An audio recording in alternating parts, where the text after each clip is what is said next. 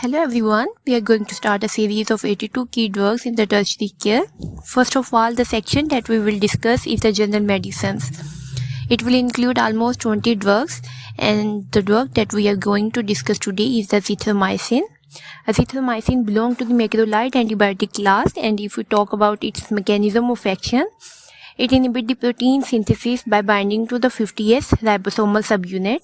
And moving towards the dose of azithromycin, the adult dose will be the 500 mg QD for 3 days or 500 mg QD for 1 day followed by 250 mg QD for 4 days.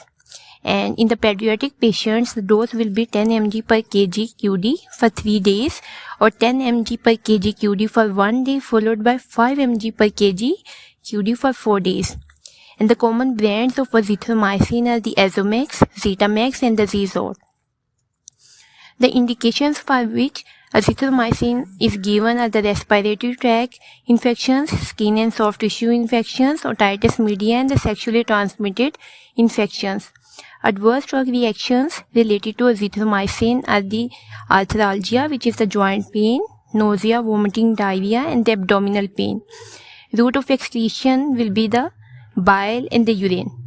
And if we talk about the drug interactions of azithromycin, it will interact with the P-glycoprotein inhibitors like colchicine and also with the aminophylline, erlotinib, lomitapide and the other macrolides. The conditions in which the azithromycin is contraindicated are the hypersensitivity to azithromycin or the other macrolide antibiotics.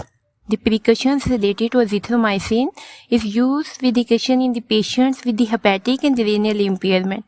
And in pregnancy, azithromycin is included in the category B, and essential labs during the usage of azithromycin are the LFT, which is the liver function test, and the CBC, that is the complete blood count,